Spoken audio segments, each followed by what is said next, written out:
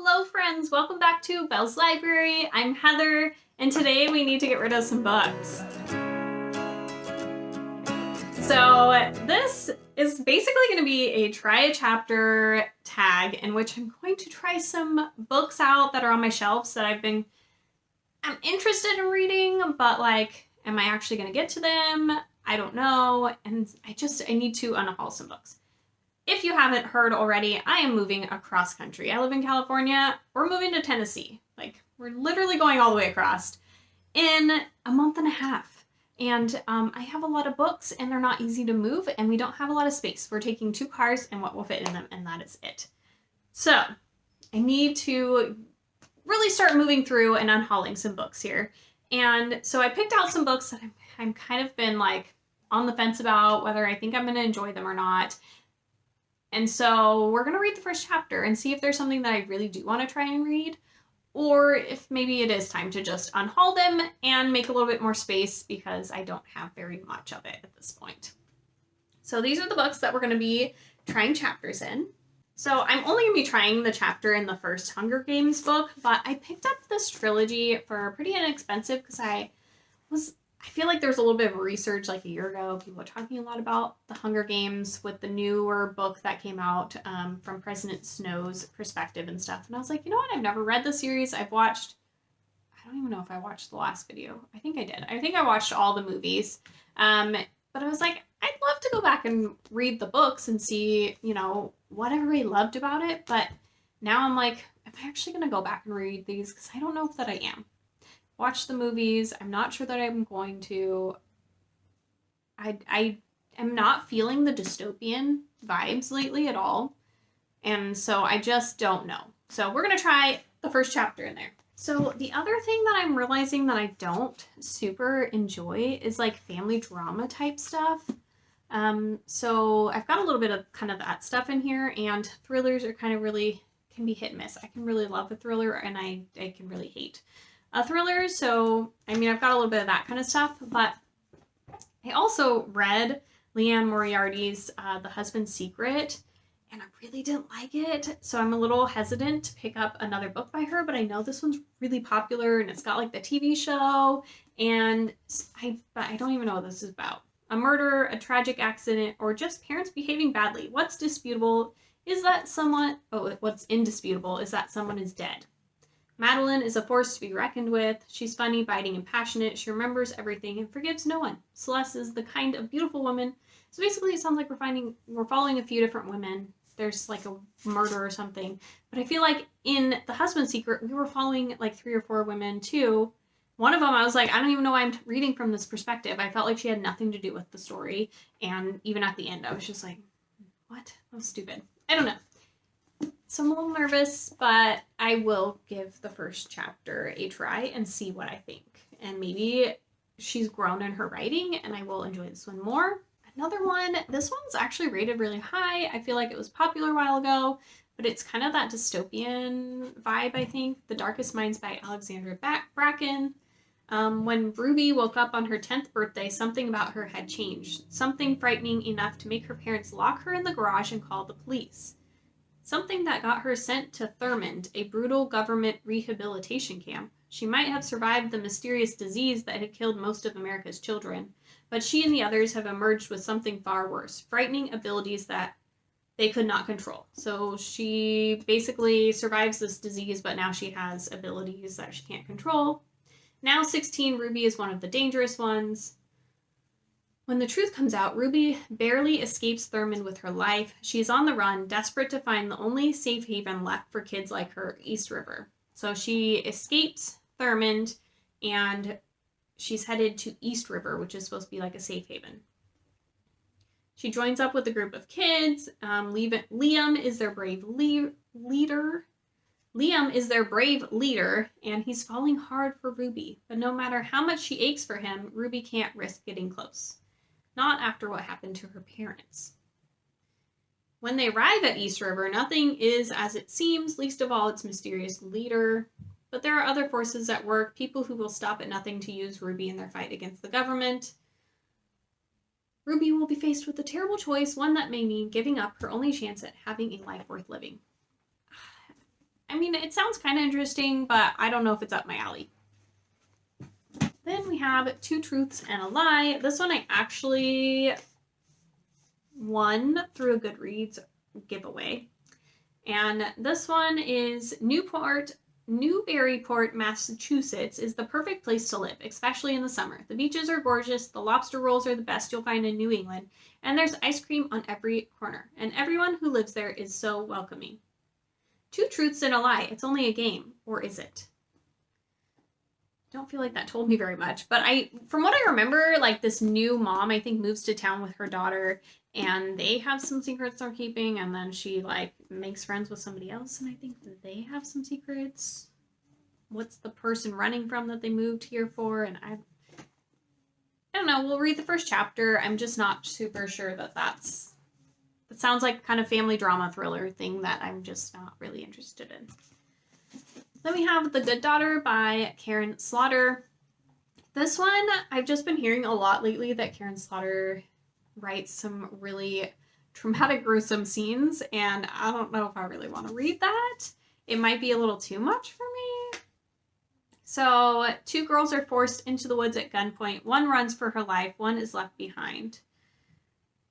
So this is a blend of cold case thriller and psychological suspense. 28 years ago, Charlotte and Samantha Quinn's happy small-town family life was torn apart by a terrifying attack on their family home. It left their mother dead. It left their father, Pikeville's notorious defense attorney, devastated, and it left the family fractured beyond repair, consumed by secrets from that terrible night. 28 years later, Charlie has followed in her father's footsteps to become a lawyer herself. The ideal good daughter, but when violence comes to Pikeville again and a shocking tragedy leaves the whole town traumatized, Charlie is plunged into a nightmare. Not only is she the first witness on the scene, but it's a case that unleashes the terrible memories she spent so long trying to suppress. Because the shocking truth about the crime that destroyed her family nearly 30 years ago won't stay buried. So, sounds like she takes some kind of case as a lawyer, and then it's kind of bringing back all those memories from many years ago. I was actually just listening to Emily, and she was saying that she was listening to this on audio, and like Karen Slaughter's like the only author that she's just like, I can't, like, listening to some of these scenes I can't listen to them. It was awful. It was like her don't listen to these audiobooks thing. I'll try and link that video down below in case you guys want to watch it. I really enjoy her channel quite a bit, but now I'm like really worried about it. So I don't know. We'll read the first chapter and see if it's something I'm going to stick with. Then we have The Little Fires Everywhere by Celeste Ng. I feel like people love this book. Felt like it was really popular. I don't remember what it's about. I feel like it's kind of family drama-y, and so that makes me a little worried. Again, in Shaker Heights, a placid, progressive suburb of Cleveland, everything is planned. From the layout of the winding roads to the colors of the houses to the successful lives its residents will go on to lead. And no one embodies the spirit more than Elena Richardson, whose guiding principle is playing by the rules. Enter Mia Warren, an enigmatic artist and single mother who arrives in this idyllic bubble with her teenage daughter Pearl and rents a house from the Richardsons. Soon, Mia and Pearl become more than tenants. All four Richardson children are drawn to the mother-daughter pair, but Mia carries with her a mysterious past and a disregard for the status quo that threatens to upend this carefully ordered community. When old family friends of the Richardsons attempt to adopt a Chinese-American baby, a custody battle erupts that dramatically divides the town and puts Mia and Elena on opposing sides. Suspicious of Mia and her motives, Elena is determined to uncover the secrets in Mia's past, but her obsession will come at unexpected and devastating cost. So kind of two families like pitting against each other kind of thing. We'll see. Kind of almost reminds me of Two Truths and a Lie as well. And then the last book is Piranesi. I was kind of curious about this book. I sometimes like weird books and odd books, and I feel like this kind of explained like that. Greek god stuff kind of entertains me and interests me. But when you read the blurb saying that it's for readers of Neil Gaiman's The Ocean at the End of the Lane and fans of Madeline Miller's Circe, I get a little worried. I didn't like either of those at all. And I also have heard the writing in here is kind of weird and odd, and sometimes that can work for me and sometimes it doesn't. So I'm hoping that first chapter will give me an idea of if this will work. I believe we're following Piranesi in his house, So Piranesi's house is no ordinary building. Its rooms are infinite, its corridors endless, its walls are lined with thousands upon thousands of statues, each one different from all the others. Within the labyrinth of halls, an ocean is imprisoned. Waves thunder up the staircase, rooms are flooded in an instant. But Piranesi is not afraid. He understands the tides as he understands the pattern of the labyrinth itself. He lives to explore the house. There's one other person in the house, a man called the Other, who visits Piranesi twice a week and asks for help with research into a great and secret knowledge. But as Piranesi explores, evidence emerges of another person, and a terrible truth begins to unravel, revealing a world beyond the one Piranesi has always known. So yeah, weird house, lots of quarters, and then this random guy that's called, what is it, the Other? Yeah, who visits Piranesi twice a week. What? I don't know what the heck that's about. So I'm going to read the first chapter in these books and take you along for the ride, and we'll decide if we're going to keep or unhaul said books. And then after this video, I'm going to film an unhaul video with a few other books that I'm also unhauling and whatever becomes of these books. So stick around so you can see both. And I will talk to you guys shortly when I've read a chapter. Okay, so of course the first book I picked up was Piranesi. It's weird, and I don't know if I like the weird or not. I can appreciate that the oddness of the writing I can follow and read easily. I feel like sometimes that's something that gets hard, is if the writing is just too weird and I don't know what they're trying to say and I'm sitting there thinking hard about it. That's not enjoyable. Not the issue here. I worry that the story's just not going to go anywhere interesting from here, but like I'm intrigued at the moment. Also, there's not really chapters, there's just parts. So the first part, luckily, was only like 19 pages or something, but then the next part doesn't start till page 83, which is really long to not have any chapter breaks. But also the way it's written, like, there's good spots to start. Like, it says, like, the drowned halls, and it has, like, a little blurb about that. The clouds above the 19th Eastern Hall, and it has, like, a little blurb about that. So I could stop in certain spots throughout, I guess. So I'm not really sure what I'm thinking about this one right now. The next section, we're getting introduced to the Other, so we haven't gotten that yet. We've just kind of gotten introduced to Piranesi and what he's doing and a little bit about the house. So gonna think about this while I read through some of the other chapters, and I'll come back and let you know if I'm gonna keep it or not. All right, so I finished the first chapter in Little Fires Everywhere by Celeste Ng. The first chapter, we basically start out with this mom leaving her house, and because it's on fire, and her tenants live in a house nearby. They are moving out and like leaving their keys and leaving, and then her kids luckily all weren't home, so they're all kind of returning home and like parked outside the house watching it burn to the ground. And I'm assuming we're gonna kind of jump back in time probably in the next chapter and like follow leading up to the fire. But basically the mom and all of the other kids believe that it's the youngest kid in their family that set the fire. And nobody seems to really be doubting that. So I feel like it definitely feels kind of just family drama-y to me, and I'm just not that interested. It didn't pull me in, so I think I am going to unhaul this one. If I decide I want to pick it up in the future, I can always just borrow it from my library and see how it goes. First chapter of Two Truths and a Lie. I finished this one up. It was only like a few pages. It really wasn't that long. So I almost was like, maybe I should read into the second chapter. I read like a couple paragraphs and I was like, no, I don't know. It's just like with these moms and this new girl, or this new mom brings her kid to like a surf camp, and they're all like not wanting to accept her into their new group, but you know, putting on a face like they are, you know, happy to have her there and la da da. Again, kind of just feels family drama-y, and after I just didn't even want to get into the second chapter. I was just like, meh. So I think we're going to unhaul this one. All right. I read a chapter of The Darkest Minds, and this one definitely has like a dystopian vibe. It starts with some interesting action, like this girl's sitting there and the girl sitting across from her at the lunch table like drops dead randomly, and then this whole outbreak happens and all these kids are dying, and like half her class is gone, and they end up pulling her out of school, her parents, and the government's like releasing information like, oh, we're here to support the people who have lost these kids and yada yada. And then at the end it's like, oh, but really the government wasn't scared or trying to do anything with these people who had already died because they were already dead, and that memory was already lost, those loved ones were already lost, but they were scared of the ones that lived, like us. And so referring to her. And then it looked like the next chapter kind of moved on to when she went to Thurmond, the place where the kids that lived went. So I think that this could actually be really an interesting dystopian type novel. I'm not feeling dystopian vibes right now at all. And so I'm really just not that interested, and I think I'm going to unhaul this one too. I feel like we're making some progress. We're getting rid of some books here.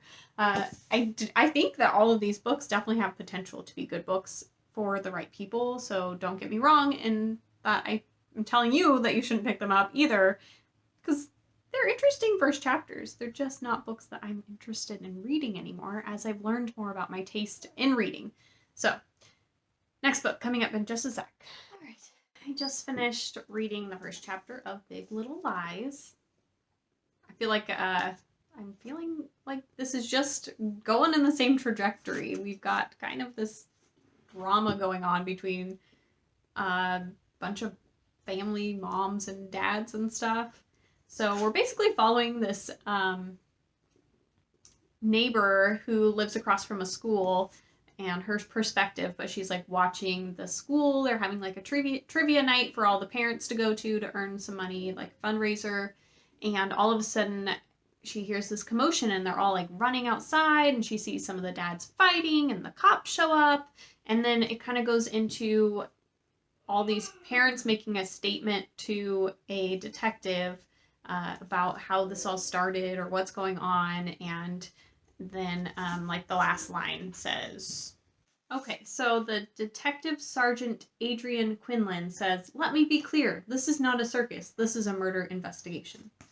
So I feel like, it ends with a little intrigue, kind of like what's gonna go on. But again, not my cup of tea, which is kind of this dramatic family thing going on. It honestly sounds like it would make a really good TV show. I probably would be way more interested in the TV show, so maybe that's something I will look up. But just also knowing, like, that I've read from Leanne Moriarty before and having all these characters, I think it's okay to unhaul. It's good to be getting rid of some of these books. I just don't have the space for them.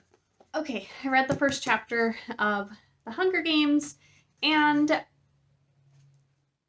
think I'm happy that I've watched the movies and I don't really need to read the books as well. I just don't think I need to.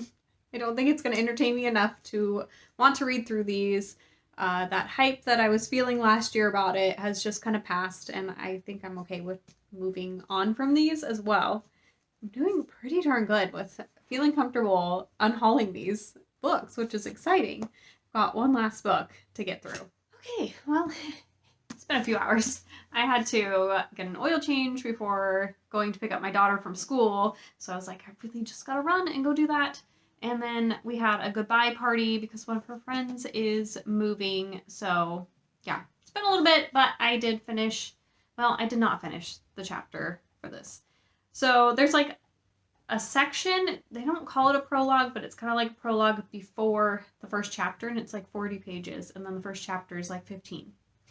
And that's a lot. I read about like 10 pages, and I was just like, I'm not feeling the vibes of this, and I don't know, it was, talking about this family, and basically we have two teenagers and then a mom and dad, and their house, somebody burned it down because the father is a defense attorney, and he takes like anybody, like all the worst criminals, or possible criminals, and people do not agree with the fact that he just set this guy free. They think he's guilty, and so they set their house on fire. So this family had to move and they lost everything. And I'm assuming something bad's probably going to happen even more because of some of the stuff going on to them. I'm not really getting invested in the story. I'm not liking some of the language towards these people. Not that, like, anything against the author. I know she's just trying to depict reality of how some terrible people can be. But I'm not feeling it, and for whatever reason today I am feeling like getting rid of books, and it's kind of working to my advantage, and I literally think I'm going to just say that I'm going to unhaul all of these books. Every single one that I read. Even Pure Nessie I was kind of on the fence about, but I'm like, if I'm on the fence, I might as well, I mean, I can always go back and get these books again if I want to, or get them from the library. It's not like I can never read them just because I'm unhauling them. But they're not books I need in my collection that I'm dying to read right now that I think that I'm going to get to anytime soon. So I'm going to let them all go. So here are all of the books that are going. And thank you for watching. And I will talk to you guys later. Bye!